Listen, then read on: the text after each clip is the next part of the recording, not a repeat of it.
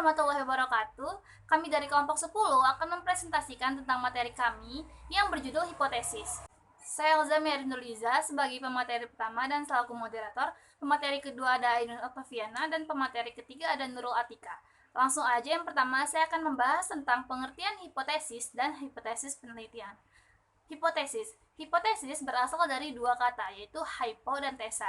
Hypo artinya di bawah dan tesa artinya kebenaran. Hipotesis merupakan jawaban sementara terhadap rumusan masalah. Jawaban sementara ini berupa suatu kalimat atau pernyataan.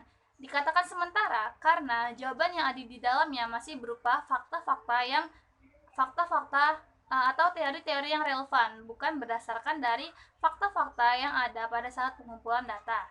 Jadi, hipotesis merupakan jawaban sementara atas suatu penelitian. Ciri-ciri hipotesis yang baik adalah yang pertama, dapat diuji, yang kedua, variabel antara variabel 1 dengan 2 yang berhubungan atau saling terhubung, dan yang ketiga adalah dapat diteliti. Pada penelitian kualitatif tidak dirumuskan hipotesis, tetapi justru diharapkan dapat menimbulkan hipotesis atau jawaban sementara. Selanjutnya, hipotesis tersebut diuji menggunakan pendekatan kuantitatif.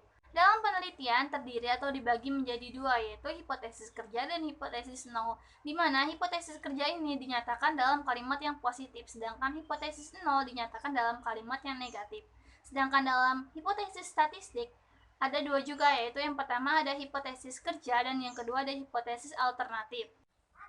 Contoh dari hipotesis penelitian yang pertama itu, dalam hipotesis kerja itu terdiri dari kalimat yang positif. Contohnya adalah peserta didik di Min 8 Bandar Lampung dapat memahami pemahaman konsep pada materi perkalian.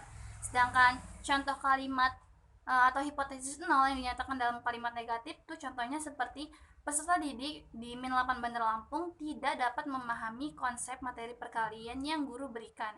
Itu adalah salah satu contoh kalimat positif dan negatif. Dalam kegiatan penelitian, yang diuji terlebih dahulu adalah hipotesis penelitian. Jika data yang didapat belum signifikan, maka barulah kita akan melakukan statistik atau hipotesis statistik. Oleh karena itu, dapat dibedakan antara hipotesis penelitian dengan hipotesis statistik. Selanjutnya, saya akan membahas lebih lanjut tentang hipotesis penelitian dan hipotesis statistik.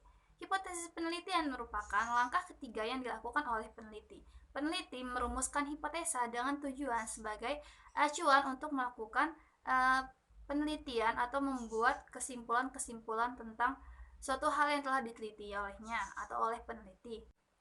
Populasi penelitian tidak menggunakan sampel, maka dapat dikatakan jika suatu penelitian tidak menggunakan sampel, maka tidak ada hipotesis statistik. Penelitian kuantitatif pasti memerlukan hipotesis penelitian. Di dalam hipotesis penelitian, data yang didapat dikumpulkan dari populasi saja, tidak ada sampelnya. Selanjutnya adalah hipotesis statistik. Jika di dalam hipotesis penelitian hanya ditulis satu saja, yaitu antara hipotesis nol dan hipotesis alternatif, maka di dalam hipotesis statistik harus ditulis keduanya yang bertujuan untuk mempertegas suatu data. Jika menerima hipotesis nol, maka berarti menolak hipotesis alternatif. Begitu juga sebaliknya, jika menerima hipotesis alternatif, maka menolak hipotesis nol. Hipotesis statistik ini dapat kita gunakan apabila kita mengambil sampel dari populasi yang bertujuan untuk menguji apakah benar sampel tersebut sudah mewakili semua populasi. Ini adalah hipotesis statistik. Sedangkan ini adalah hipotesis penelitian, hanya berbeda di sampelnya saja. Sekian presentasi dari saya, selanjutnya akan dilanjutkan oleh Ainun Octaviana.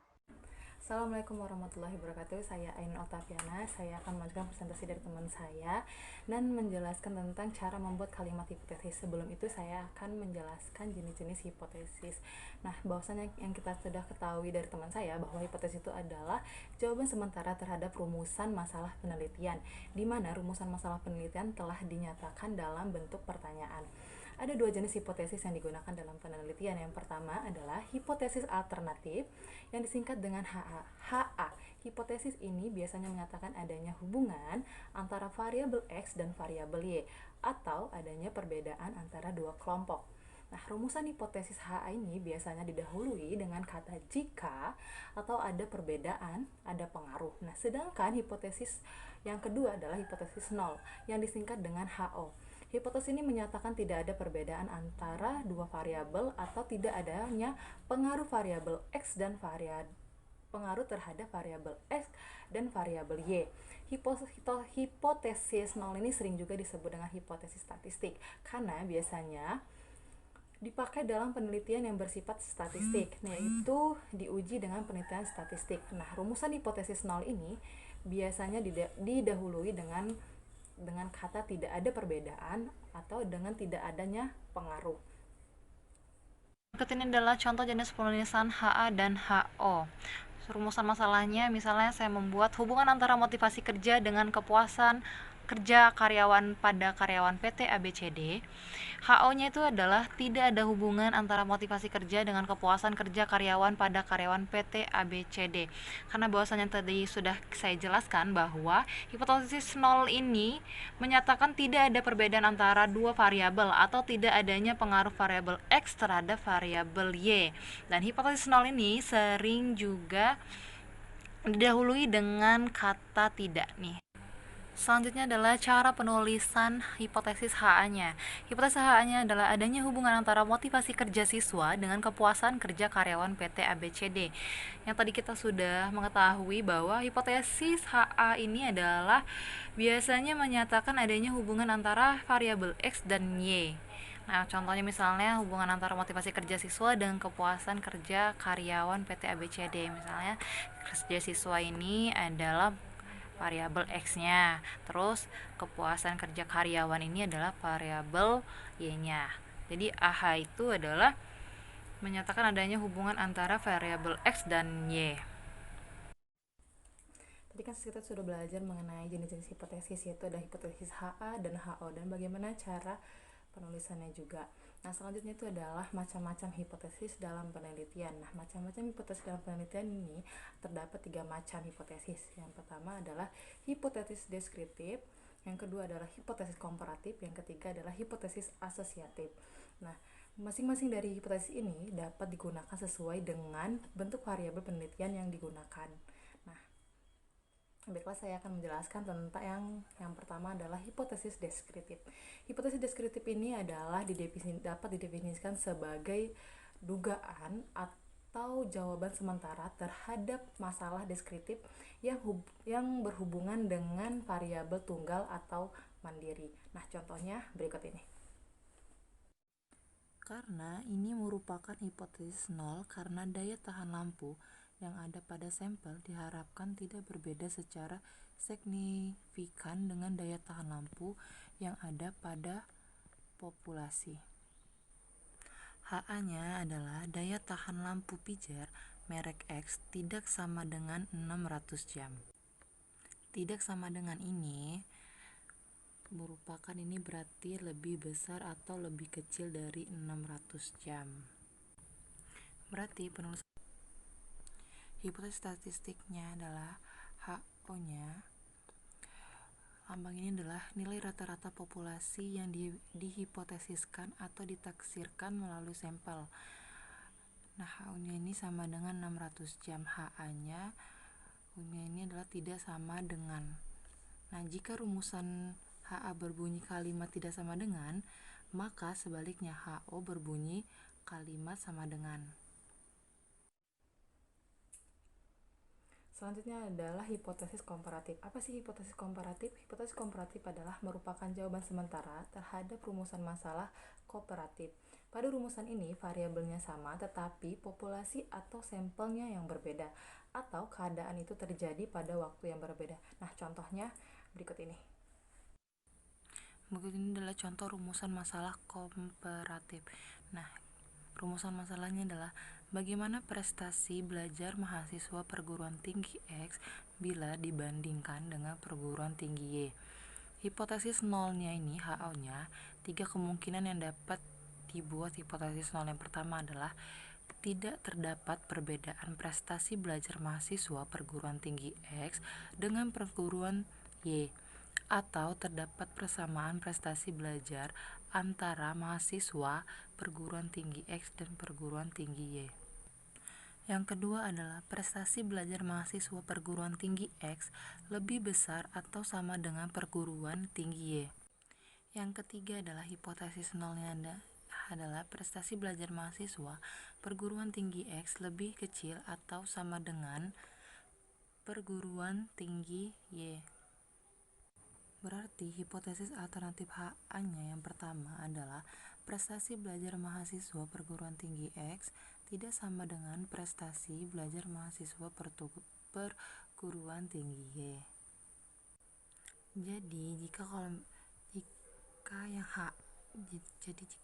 HO-nya itu prestasi belajar mahasiswa perguruan tinggi X, jadi alternatif yang kedua adalah HA-nya adalah prestasi belajar mahasiswa perguruan tinggi X lebih kecil daripada perguruan tinggi Y, karena HO-nya itu adalah perguruan tinggi X lebih besar atau sama dengan perguruan tinggi Y. AH yang ketiga adalah prestasi belajar mahasiswa perguruan tinggi X lebih besar daripada perguruan tinggi Y, karena HO-nya itu adalah perguruan tinggi X lebih kecil atau sama dengan perguruan tinggi Y, lebih kecil atau sama dengan paling besar. Baiklah, sekarang cara penulisan hipotesis statistik komparatifnya, yaitu HO-nya U1 sama dengan U2. Hipotesis rata-rata populasi mahasiswa perguruan tinggi X sama dengan populasi mahasiswa perguruan tinggi X. Populasi prestasi mahasiswa perguruan tinggi Y kalau U2-nya ini. Selanjutnya itu adalah penulisan HA-nya. HA-nya ini adalah U1-nya adalah rata-rata populasi prestasi mahasiswa perguruan tinggi X tidak sama dengan rata-rata populasi prestasi mahasiswa perguruan tinggi Y.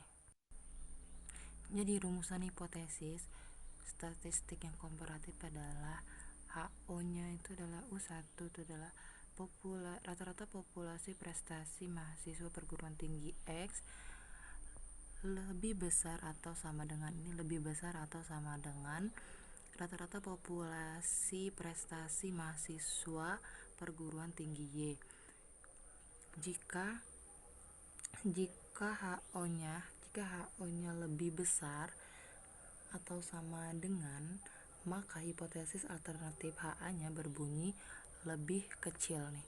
Hipotesis HA-nya itu lebih kecil. Jadi rata-rata populasi prestasi mahasiswa perguruan tinggi X lebih kecil dari rata-rata populasi mahasiswa perguruan tinggi Y. Jadi penulisan hipotesis statistik yang ketiga yang komparatif adalah HO-nya itu adalah rata-rata populasi prestasi mahasiswa perguruan tinggi X lebih kecil atau sama dengan populasi prestasi mahasiswa perguruan tinggi Y. HA-nya adalah rata-rata populasi prestasi mahasiswa perguruan tinggi X lebih besar rata-rata populasi prestasi mahasiswa perguruan tinggi Y. Nah, jadi jika HO-nya berbunyi lebih kecil atau sama dengan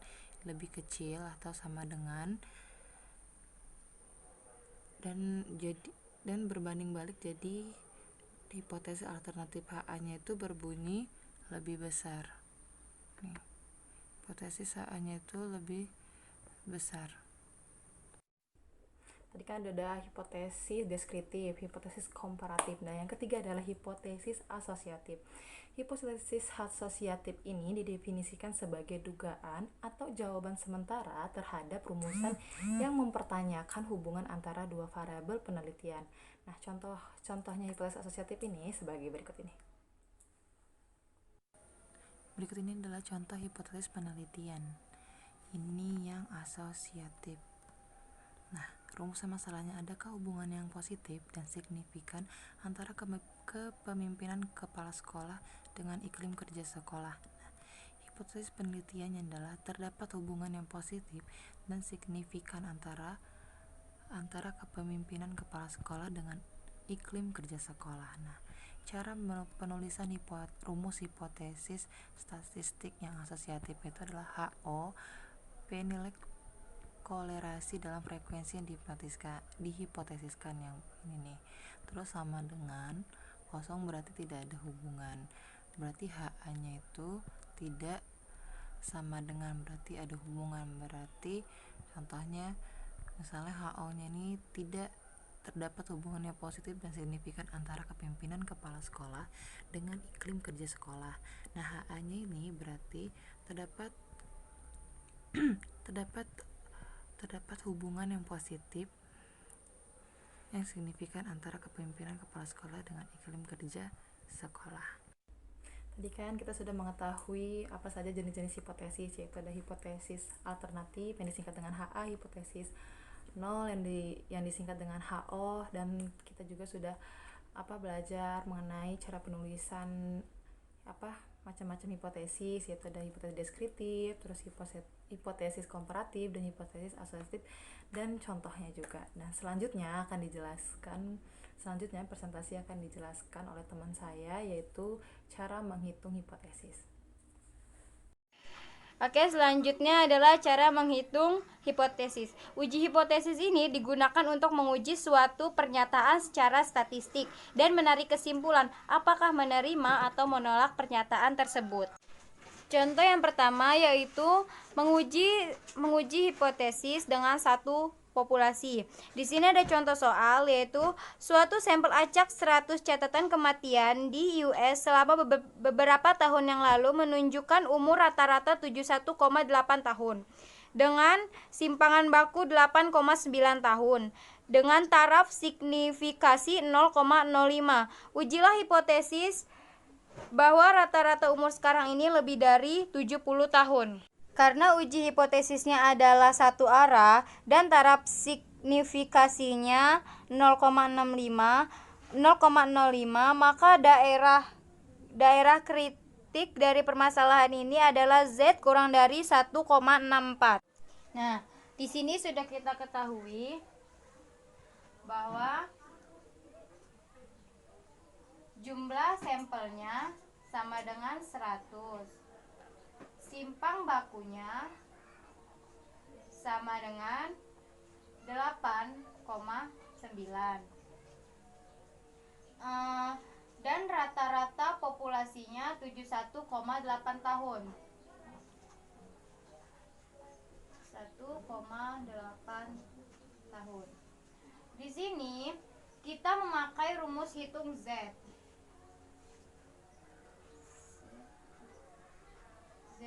Hitung. Nah, rumusnya adalah rata-rata sampel dikurang dugaan rata-rata populasi per simpang baku per jumlah sampel kuadrat. Nah, jadi X sama dengan 71,8 dikurang dengan 70 per simpang bakunya 8,9 per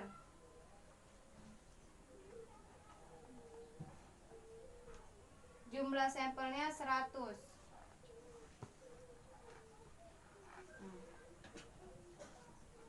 Jadi di sini hasilnya 2,02. Nah, Keputusan yang dapat diambil setelah kita menguji hipotesisnya tadi adalah hipotesis 0 ditolak karena Z hitung berada dalam rentang daerah kritiknya sebesar Z kurang dari 1,64. Nah, ditolak karena Z sama dengan kurang dari 1,64. Terus 2,02 1,64.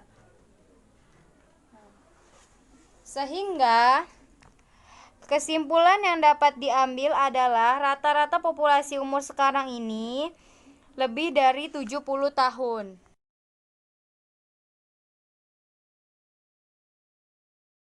Selanjutnya, cara menguji hipotesis dua populasi. Nah, di sini saya ada contoh soal, yaitu sebuah pelajaran matematika diberikan pada 12 siswa dengan metode pengajaran yang biasa. Kelas lain yang terdiri dari 10 siswa diberikan pelajaran yang sama tetapi dengan metode yang menggunakan bahan yang telah diprogramkan. Pada akhir semester, murid kedua kelas itu diberikan ujian yang sama. Kelas pertama mencapai nilai rata-rata 85 dengan simpangan baku 4. Sedangkan kelas yang menggunakan bahan yang terprogramkan memperoleh nilai rata-rata 81 dengan simpangan baku 5 dengan taraf signifikasi 0,1. Ujilah hipotesis bahwa tidak ada perbedaan antara kedua metode pengajaran. Asumsikan bahwa kedua populasi berdistribusi normal dengan varian yang sama. Karena uji hipotesisnya adalah dua arah dan taraf signifikasinya 0,1 dan N lebih dari 30, maka daerah kritik dari permasalahan ini menggunakan uji T. Dengan DF adalah N1 ditambah N2 dikurang 2, yaitu 20. Maka T sama dengan 1,725. Dan sekarang cara menghitung hipotesisnya. Di sini sudah diketahui jumlah sampel 1 12, jumlah sampel 2 10. Simpang baku 1 4, simpang baku 2 5. Dan rata-rata sampel 1 85, rata-rata sampel 2 81. Kita memakai rumus T. Nah, rumusnya itu rata-rata sampel 1 dikurang rata-rata sampel 2 dikurang dengan dugaan rata-rata populasi per simpang baku populasi akar 1 per jumlah sampel 1 ditambah 1 per jumlah sampel 2. Sebelum kita mencari ini, kita cari dulu simpang baku populasinya. Rumusnya yaitu N1 min 1 dikali S1 pangkat 2 dikurang N2 min 1 dikali S2 pangkat 2 per N1 ditambah N2 min 2. Nah, kita cari N1 sama dengan 12 min 1 S1 sama dengan 4 pangkat 2 dikurang N2 10 min 1 per tutup kurung 5 pangkat 2 per N1 tambah N2, N1 12 ditambah 10 dikurang 2. Jadi dari rumus ini SP itu sama dengan 4,478. Nah, jadi setelah kita ketahui SP-nya, baru kita kerjakan ini. Rata-rata sampel satunya adalah 85 dikurang 81. Dugaan rata-rata populasinya sama dengan 0 per ST sama dengan tadi 4,478.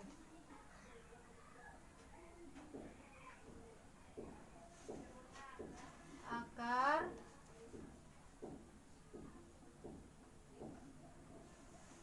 1/12 ditambah 1/10.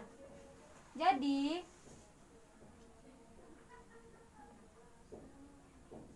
hasilnya sama dengan 2,07. Dari perhitungan yang telah kita lakukan tadi, keputusan yang dapat diambil adalah hipotesis ditolak karena T hitung berada dalam rentang daerah kritiknya sebesar T kurang dari 1,725. Sehingga kesimpulan yang dapat diambil adalah ada perbedaan antara metode mengajar biasa dan metode mengajar dengan bahan terprogramkan, di mana metode biasanya lebih baik dibandingkan metode dengan bahan terprogramkan.